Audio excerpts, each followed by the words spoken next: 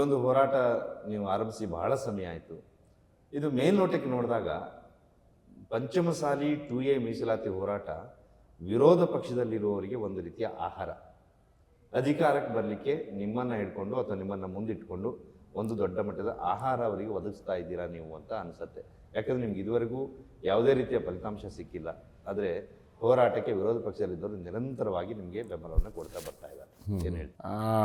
ಬಹುತೇಕ ಇದು ಪಕ್ಷಾತೀತ ಒಂದು ಹೋರಾಟ.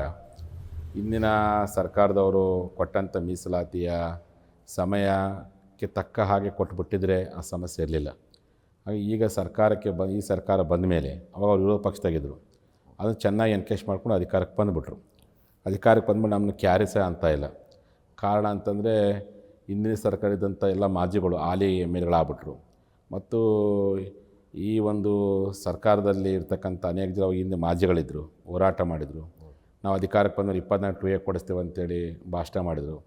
ಲಾಭ ಪಡ್ಕೊಂಡ್ರು, MLAಗಳಾದರು, ನಿಗಮ ಮಂಡಳಿ ಅಧ್ಯಕ್ಷ ಆದರು, ಮಂತ್ರಿಗಳಾದರು. ಹೋರಾಟಕ್ಕೆ ಯಾರೂ ಬರ್ತಾಯಿಲ್ಲ. ಅದು ನಾನು ಮಾತ್ರ ನಿರಂತರ, ಯಾಕೆ ರಾಜಕಾರಣಿಗಳಂದರೆ ಸ್ವಾರ್ಥ ಇಲ್ಲ, ಎಲ್ಲೇ ಒಬ್ಬರಿಬ್ಬರು ಪ್ರಾಮಾಣಿಕರ್ತಾರೆ ಗಟ್ಟಿಯಾಗಿ. ನಾನು ಅದಕ್ಕೆ ನಮ್ಮ ಎಲ್ಲ ರಾಜಕಾರಣಿಗಳಿರ್ತೀನಿ. ಅಂದು ಬಸವನಗೌಡರು ಹೆಂಗಿದ್ರು, BJP ಸರ್ಕಾರ ಇದ್ದಾಗಲೂ ಸಮಾಜ ಪರ ಹೋರಾಟ ಮಾಡಿದರು. ಯತ್ನಾಳ್ ಅವರು ಎಂದೂ ಸಹ ಅಧಿಕಾರ ಆಸೆಗೆ ಬಲಿಯಾಗಲಿಲ್ಲ. ಈಗ ವಿರೋಧ ಪಕ್ಷದ ಸ್ಥಾನದಾಗಿದ್ದರೂ ಹೋರಾಟ ಮಾಡಕತ್ತಾರೆ. ಹಂಗೆ ಯಾವುದೇ ರಾಜಕಾರಣ ಇರಲಿ, ಪಕ್ಷ ಬಂದಾಗ ನಿಮ್ಮ ಪಕ್ಷದ ಏನೋ ಮಾಡ್ಕೊಳ್ಳಿ, ಸಮಾಜ ವಿಚಾರ ಬಂದಾಗ ಪಕ್ಷ ಅಧಿಕಾರ ಇರಲಿ ಬಿಡಲಿ, ನಿಷ್ಠೆ ಮಾತ್ರ ಒಂದೇ ಇರಬೇಕು ಅಂತ. ಹೀಗಾಗಿ ನಮ್ಮ ಹೋರಾಟವನ್ನು ಇವತ್ತಿನ ಕಾಂಗ್ರೆಸ್ ಸರ್ಕಾರ ಅವತ್ತು ಸದುಪಯೋಗ ಪಡಿಸ್ಕೊಂಡು, ಆದರೆ ಇವತ್ತು ಆ ಸಮಾಜದ ಮೀಸಲಾತಿ ವಿಚಾರದಲ್ಲಿ ನಾವು ಅವ್ರ ಮೇಲೆ ಹಲ್ಲೆ ಮಾಡಿಸ್ಕೊಳ್ಳೋ ಮಟ್ಟಿಗೆ ಇನಾಸ್ಥಿತಿ ಹೋಗಿರ್ತಕ್ಕ ನೋವಿನ ಸಂಗತಿ. ಏಕೆ ಯತ್ನಾಳ್ ವಿಚಾರ ಪ್ರಸ್ತಾಪ ಮಾಡಿದಕ್ಕೆ ಹೇಳ್ತೀನಿ. ಹಿಂದೆ ನೀವು ಹೋರಾಟ ಮಾಡಿದಾಗ BJP ಅಧಿಕಾರದಲ್ಲಿತ್ತು.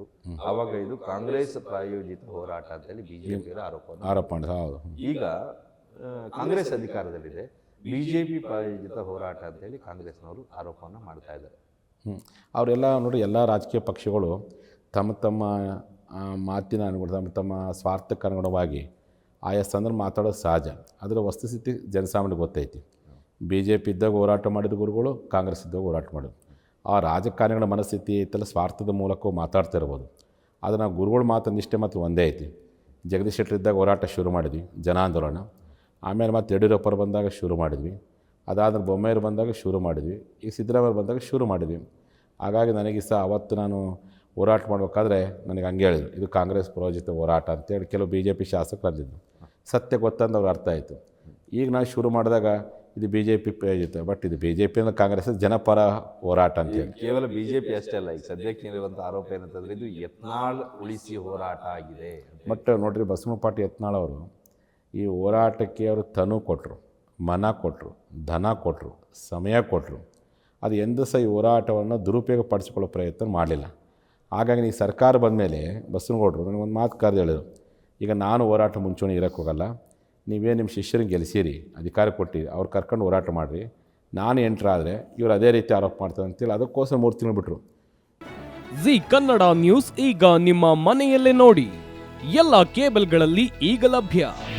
ನಿಮ್ಮ ನೆಚ್ಚಿನ ಜಿ ಕನ್ನಡ ನ್ಯೂಸ್ ಈಗ ಸನ್ ಡೈರೆಕ್ಟ್ ನಲ್ಲಿ number 292, Tata play number 1664, Jio TV number 1334, NXT digital number 30, N cable number 30, city networks 51, U digital number 162, GTPL number 17, Rockline telecommunications number 42, Shri Basaveshwara cable number 168, rural cable network 60, Vinayaka digital 57, Abhishek cable 821, city channel 53, Siddeshwara cable network 57, V4 digital Infotech 628, ಸೂರ್ಯ digital networks 53, Gajanan digital number 836, Malnad Infotech private limited number